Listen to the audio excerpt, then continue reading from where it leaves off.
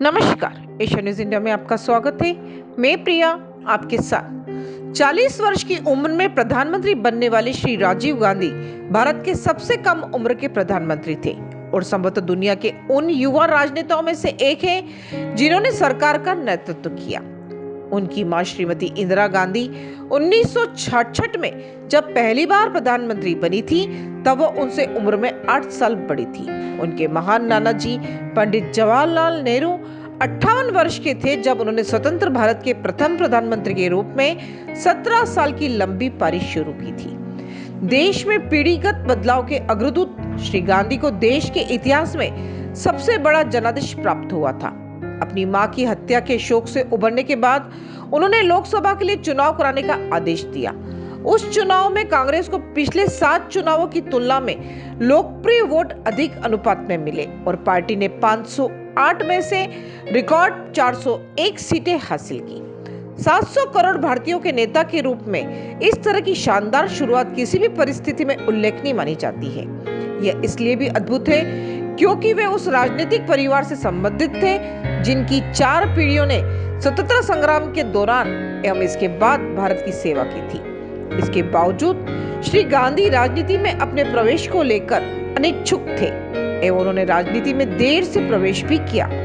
श्री राजीव गांधी का जन्म 20 अगस्त 1944 को बंबई में हुआ था। वे सिर्फ 3 वर्ष के थे जब भारत स्वतंत्र हुआ और उनके दादा स्वतंत्र भारत के प्रथम प्रधानमंत्री बने। उनके माता पिता लखनऊ से नई दिल्ली आकर बस गए।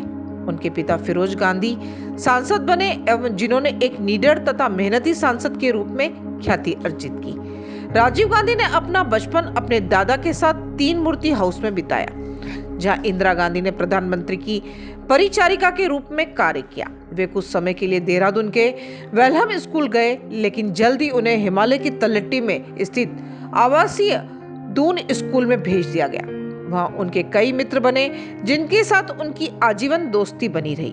बाद में उनके छोटे भाई संजय गांधी को भी इसी स्कूल में भेजा गया, जहां दोनों साथ रहे। स्कूल से निकलने के बाद श्री गांधी कैम्ब्रिज के ट्रिनिटी कॉलेज गए, लेकिन जल्दी वे वहां से हटकर लंदन के इंपीरियल कॉलेज चले गए।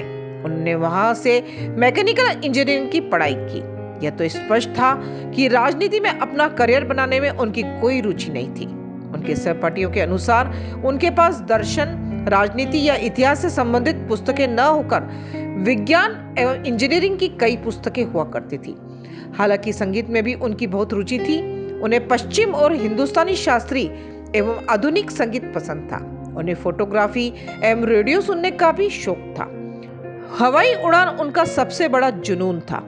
अपेक्षा अनुसार इंग्लैंड से घर लौटने के बाद उन्होंने दिल्ली फ्लाइंग क्लब की प्रवेश परीक्षा पास की एवं वाणिज्यिक पायलट का लाइसेंस प्राप्त किया।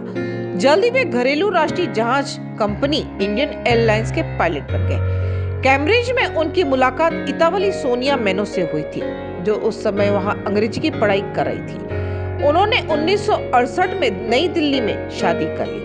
वे अपने दोनों बच्चों राहुल और प्रियंका के साथ नई दिल्ली में श्रीमती इंदिरा गांधी के निवास पर रहे। आसपास राजनीतिक गतिविधियों की ऐसी हलचल के बावजूद वे अपना निजी जीवन जीते रहे। लेकिन 1980 में एक विमान दुर्घटना में उनके भाई संजय गांधी की मौत ने सारी परिस्थितियां बदल कर रख दी। उन पर राजनीति में प्रवेश करने एवं अपनी मां की राजनीतिक कार्यों में सहयोग करने का दबाव बन गया। फिर कई आंतरिक एवं बाहरी चुनौतियां भी सामने आई। पहले उन्होंने इन दबावों का विरोध किया, लेकिन बाद में वे उनके द्वारा किए गए तर्क में सहमत हो गए। उन्होंने अपने भाई की मृत्यु के कारण खाली हुए उत्तर प्रदेश के अमेठी संसद क्षेत्र का उपचुनाव जीता। नवंबर 1982 में जब भारत ने एशियाई खेलों की मेजबानी की थी, स्टेडियम के निर्माण एवं अन्य बुनियादी सुविधाएं उपलब्ध कराने संबंधी वर्षों पहले किए गए वादे को पूरा किया गया था। श्री गांधी को ये जिम्मेदारी दी गई थी कि सारे काम समय पर पूर्ण हो एवं यह सुनिश्चित किया जा सके कि बिना किसी रुकावट एवं खामियों के खेल का आयोजन किया जा सके। उन्होंने क्षमता एवं निर्बाध समन्वय का प्रदर्शन करते हुए इस चुनौतीपूर्ण कार्य को संपन्न किया।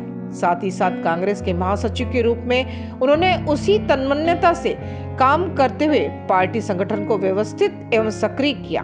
उनके सामने आगे इससे भी अधिक मुश्किल परिस्थितियां आने वाली थी, जिनमें उनके व्यक्तित्व का परीक्षण होना था।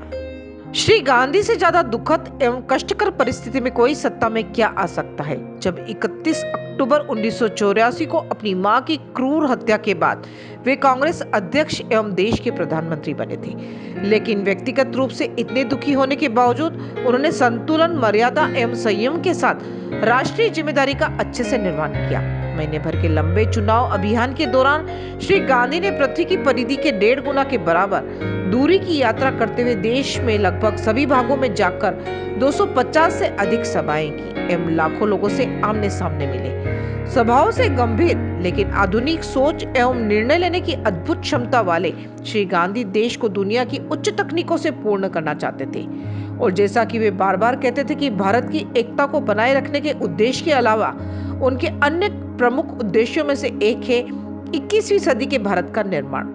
बाकी की तमाम खबरों के लिए बने रहिए एशिया न्यूज़ इंडिया के साथ। धन्यवाद।